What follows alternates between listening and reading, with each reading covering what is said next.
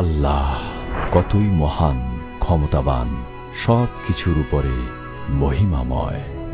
বেহেশত তাঁর মহত্ব ও আসমান তাঁর আশ্চর্য নৈপুণ্য প্রকাশ করে।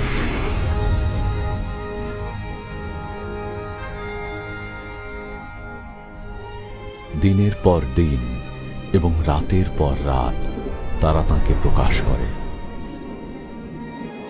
আল্লাহ আসমান ও দুনিয়া সৃষ্টি করলেন এবং ভূমির ধূলি থেকে মানুষ সৃষ্টি করলেন ও তার নাকে ফুঁ দিয়ে জীবন দিলেন।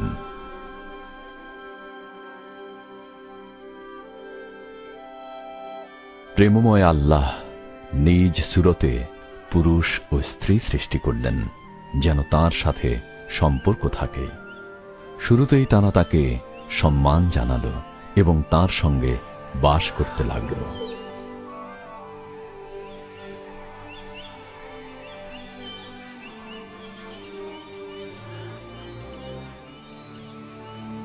একদিন শয়তান ওই স্ত্রীকে লোভ দেখালো যেন নিষিদ্ধ ফল খায় ও স্বামীকেও দেয়। ফলে মানুষ আল্লাহর অবাধ্য হল।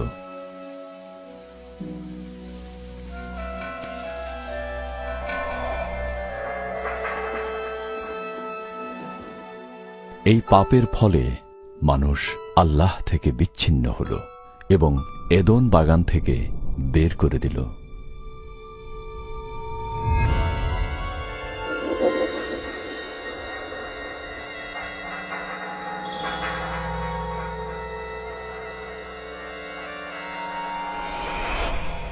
তবুও আল্লাহ মানুষকে ভালোবাসলেন। তিনি তাঁর সৃষ্টি থেকে আলাদা থাকতে চাননি। আল্লাহ পাপের বিচার না করলে কি করে তিনি পবিত্র ও ন্যায় বিচারক? আল্লাহ মানুষকে বাঁচাতে কিতাবে তাঁর ইচ্ছা প্রকাশ করেছেন। এই পরিকল্পনাটি ইব্রাহিম প্রথম জেনেছেন।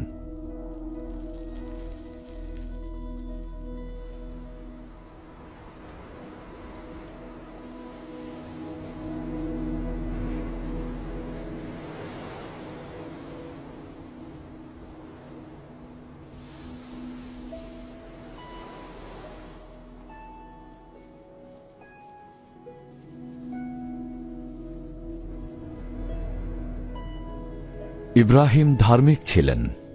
আল্লাহ তাঁর বংশকে সমুদ্রের বালু ও আকাশের তারার মতো অগণিত করার ওয়াদা করলেন।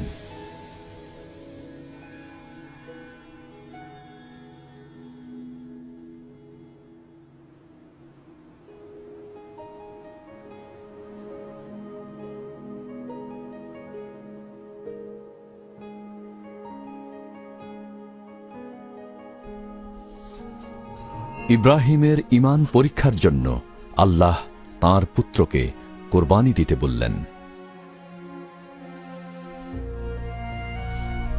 আল্লাহকে বিশ্বাস করায় তিনি তার বাধ্য হলেন।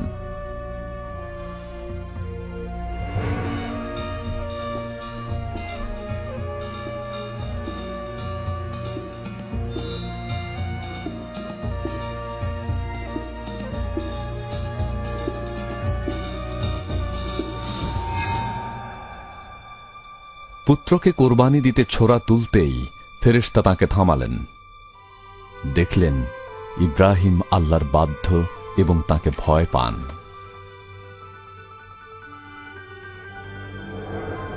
ইব্রাহিম ঝোপের মধ্যে শিং আটকে যাওয়া একটা ভেড়া দেখলেন এবং ছেলের বদলে ওই ভেড়াটি কোরবানি দিলেন।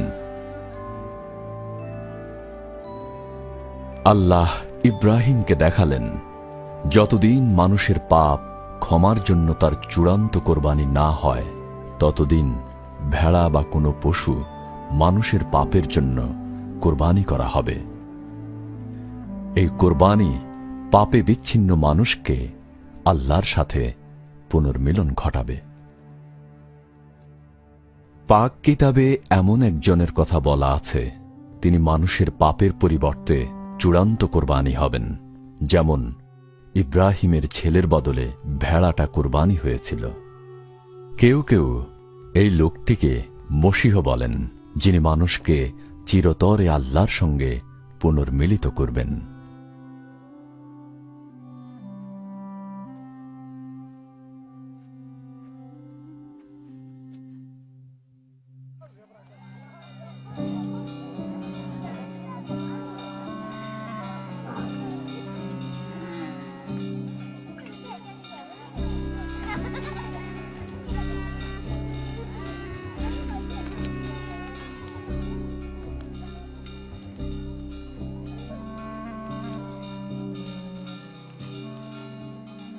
তাঁর আগমনের শত শত বছর আগে নবীরা মসীহ সম্পর্কে ভবিষ্যৎবাণী করেছেন। ঈসাইয় নবী ভবিষ্যৎবাণী করেছেন যে অলৌকিকভাবে তাঁর জন্ম হবে, একজন কুমারী গর্ভবতী হবে, ওই ছেলেকে রুহানি অর্থে ইবনুল্লাহ বলা হবে। মিকাহ নবী ভবিষ্যৎবাণী করেছেন মসীহ বেথলেহেমে জন্মেবেন। জাকারিয়া নবী ভবিষ্যৎবাণী করেছেন তিনি গাধায় চড়ে জেরুজালেমে আসবেন। এহুদা বেঈমানি করে তাকে ধরিয়ে দিবে।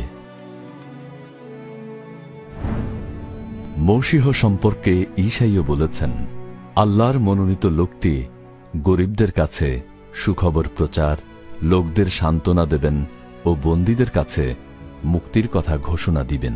মাবুদ তাঁর লোকদের উদ্ধার করবেন।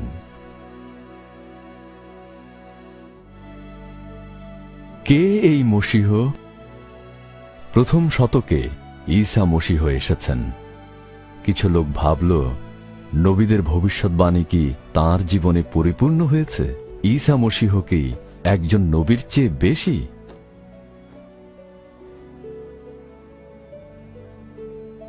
পাক কিতাবে লেখা ও চোখে দেখা লোকদের বর্ণনায় তাঁর সম্পর্কে এরূপ কাহিনী লেখা হয়েছে।